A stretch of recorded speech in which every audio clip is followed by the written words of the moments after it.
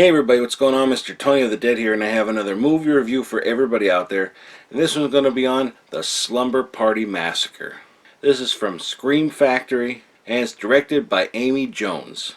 What this movie is about, it's about these teenage girls, this basketball team, and the one girl named Trish decides she wants to have a party over her house because her parents are gone, so she invites the girls over for a girls' night only kind of party. And what they don't realize is that there's this psycho that has escaped, and now he is carrying around this big cordless drill, and he is going over there to give them the drill of their life. Movie came out in 1982, and this release is actually from 2014 from Scream Factory. I actually took the plastic off before I watched this. I've seen it before, a few times, but this is the first time on Blu-ray that I've ever seen it. And this movie was actually requested to be reviewed by a subscriber of mine. So, if you have any movies that you want me to review, and if I have them, I will review it. So this is the first one of hopefully many. But yeah, Slumber Party Massacre, and it's definitely a fun movie. It's a cult classic. It's only 77 minutes long. They wanted to have it for 90 minutes, but they trimmed it down, and there are some scenes that got cut out. I found this out by reading about it, but there's supposed to be a Ouija board part that they cut out or wanted to do, that when the girls were doing it they would spelled out death, and then there was some other scene that they cut out that they cut it down a little bit. There's a lot of interesting things behind this, some Easter eggs. If you read about it, there's Easter eggs in this. And the guy who played the killer, what's his name, Michael Villella, he actually was one of those where he really didn't go near the cast while they were shooting, and kind of kept to himself, and kind of keep it mysterious and kind of scare, let them kind of be take him as he's kind of scary, kind of weird. The only, I know a lot of people probably do that, but the other person that I've heard does that is Kane Hodder, and he prepares, and he doesn't let them see what he's gonna look like. Now this guy's not in makeup or anything; he's just normal outfit and everything, but with this big portable power drill, which is obviously a sexual reference to his penis, and there are some obvious things in the movie where it's supposed to be that. The guy definitely is bringing this giant fucking drill around as if look at how big mine is, kind of thing. And he apparently played his movements off of thinking about a peacock, which I'll be honest, I don't really know how a peacock moves. For one thing, he's going in the locker room, and he kind of is prancing across, kind of strange. And to me, I didn't think peacock. I thought greyhound dog for some reason, because he's thin, he's kind of got grayish hair, and I thought greyhound. Movie was actually originally going to be called Sleepless Nights, and then they changed it to Slumber Party Massacre, and there was another title, I believe, Don't Open the Door, I think it was called, and then the company or whatever changed it to Slumber Party Massacre. And so it has this comedic, not sort of comedic vibe at times in it, but it's not funny, it's just humorous parts. Not too much that's going to ruin anything, but this is definitely, like I said, it's a cult classic. It's a great movie, and I always enjoy watching it. I don't honestly think the killer is that scary, to be honest. It's the scary drill, but I just feel like I could kick his ass. And the cast in here, the girls, the basketball team, are all absolutely beautiful, beautiful girls, and they do a lot of things it's a typical 80s kind of movie. You got nudity, you got drugs, you got all this kind of stuff going on, drinking and stuff, what they're not supposed to be doing. And there's this other girl named Valerie who, the one girl on the basketball team, she has a problem with her, mainly because she showed her up while they were playing basketball, and so she didn't want her to come to the party. So, and she actually lives across the street, so she sees that they're having a party, but she don't know what's going on inside. Valerie is actually played by Robin Stille, who unfortunately died in 1996. She actually killed herself, and that's a shame. They say maybe the drinking led to it, but she was absolutely beautiful as well. I believe she was in a slime ball Bolorama or something like that. I have to check that one out. I haven't seen that in a long time, and I have it, but I haven't watched it. Sorority Babes in the Slime Ball Bolorama, that's what it's called. But I believe she's in that, and other things as well. But gorgeous woman and very good actress. They all were very likable characters, I gotta say. Even the guys in it that were like the horn dogs in it, I like to say, they were likable as well too. One of them maybe not so much, but his death is fucking brutal. And that's another thing with the deaths in here. Some of them are cutaways, and some are you see them get like this, like cut with the drill, and then they turn around, their throats slashed or their guts are coming out. So they weren't too bad. There were more practical. It's pretty much all practical, but I mean, there was a lot of big gore-ish, big kills in this than there were ones that you don't see. There is one where they answer the door and it's a pizza guy, and it opens the door and both of his eyes are drilled out and he just kind of falls forward. See, I would have liked to have seen that, and you don't see it, but it's pretty brutal, very cool. Brinky Stevens, she's in this too in the beginning. She's not like a main character or anything, but it's like her first main acting, and not acting, but like first talking role. And she, in an interview on here, she actually says when she saw herself on the screen while watching this, she thought, wow, I'm actually not that, I'm pretty good. Maybe I can make a career out of this, because she, I believe, maybe did only 2 other movies before this, and this is her first like major main talking role. And she don't talk a ton or anything, but she's in it. And and I don't know how true it is, but the main actress in here, Trish, which is Michelle Michaels, gorgeous. They're all fucking gorgeous girls.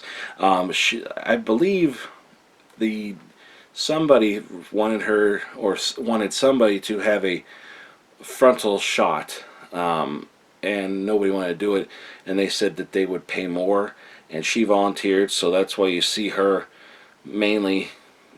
I guess you see her naked the most in it, and that's fine. That's what these movies really have a lot about. And this guy going around with this big drill, which is his penis, and women just kind of taking away his manhood, and bringing him down to size, as delicately as I could put it. But yeah, it's a good one, and of course it does have 2 sequels. I don't think there's a 4th. Don't quote me on that. I think there's only 2 and 3, and I do have part 2 and 3 from Scream Factory, but it's sealed, and I don't want to open it because I saw it goes for a lot of money. So if I ever come across another copy, I'm probably gonna review those as well. I have seen the second one before, and I can't remember the third one, to be honest.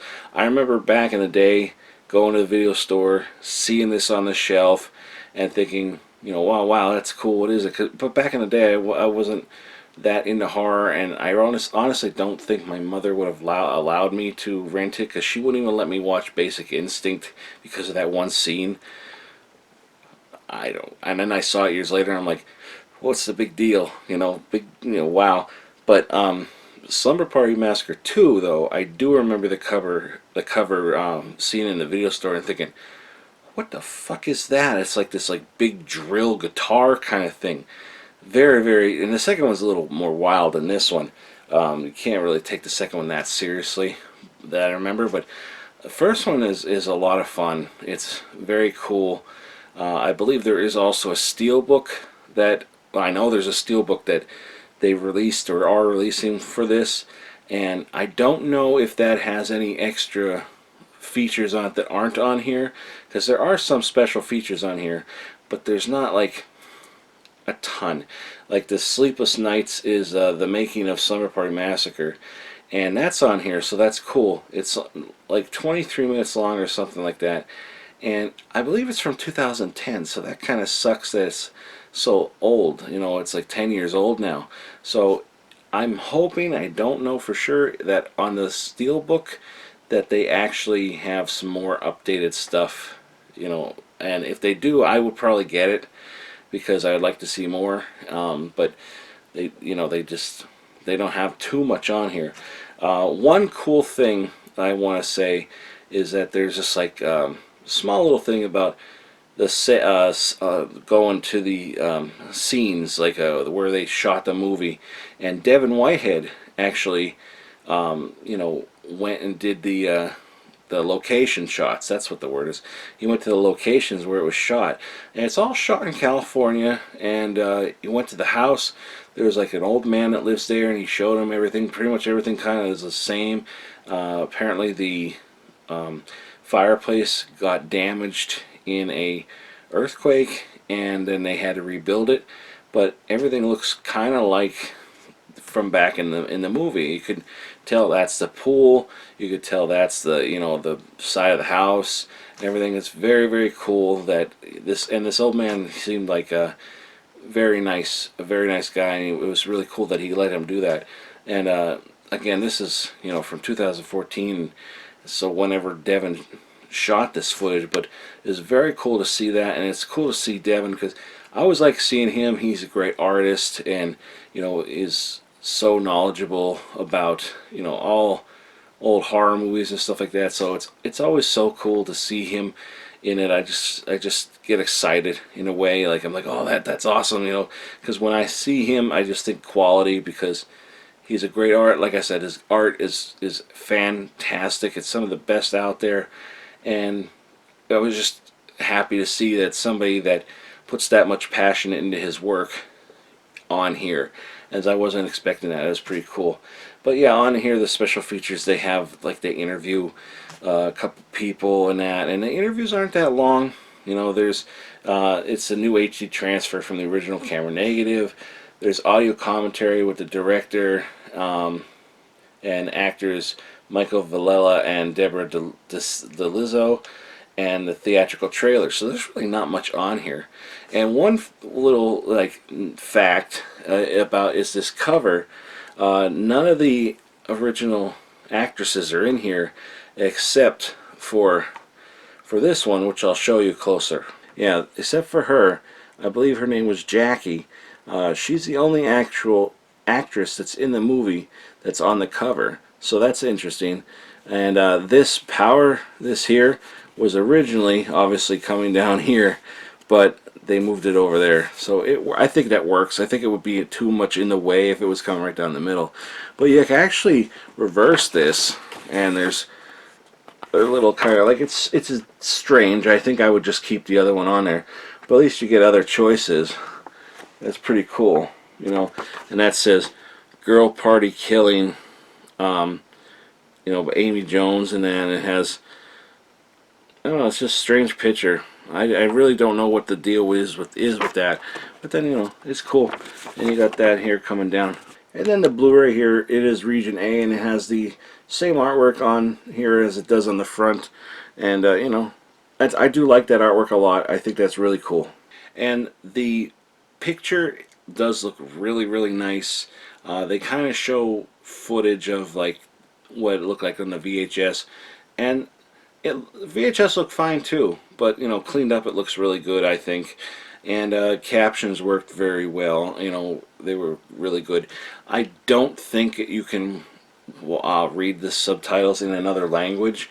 Sometimes people ask me that and I never really know, but I don't think you can watch it in another language because it just gives you subtitles on or off. It doesn't say, like, you know, what language you want. So I believe it's only English. I mean, it is region A, so they probably just think, you know, English, but I don't know. I'm surprised there's not like Spanish subtitles as well. But anyway, yeah, that's all I'm going to say about this. Obviously, from just me talking about it, I think it's definitely worth a watch. It's a fun movie. It's 77 minutes long, which I think is perfect for it because it's not, you know, everything flows nicely.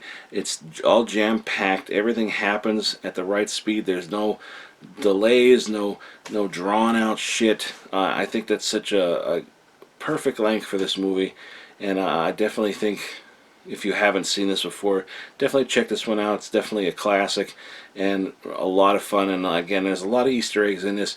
If you like look up about the cast and the crew and all that kind of stuff, there's little Easter eggs in here. And it was such a low budget too. They didn't have like camera, I don't know what they're called, camera prods, or that's probably not it, but like you know, ladders and all that kind of stuff, like how they get different shots. They actually had to like balance themselves on things and hang from places. So yeah, it was a low budget movie, and I think it's, you know, it stands the test of time. I think it's a really fun, you know, slasher movie, and you know, being that it's coming out of the era like you know, like Halloween and like Nightmare on Elm Street and that, I think it can compete with them. I like this probably better than Halloween, to be honest. I love Halloween, but I don't know. I would rather put this one in, I think. But yeah, so that's all I'm going to say. That is the Slumber Party Massacre, and thank you very much for the request to review this. I hope I did a good job for you. And if anybody else has a review request, you know, leave a comment below and let me know. Or you could find me on any of the social media links in the description box below and message me on there. You know, don't be afraid to. I'm a nice guy sometimes. But yeah, so that's it. Give this video a thumbs up, hit the subscribe button, and if you're interested in this, I'll put a link below where you can get it, and also I'll put a link for the trailer below. But like I always say, proceed with caution. There may be spoilers. Well, that's it, everybody. Thanks for watching, and I'll talk to you later. Bye.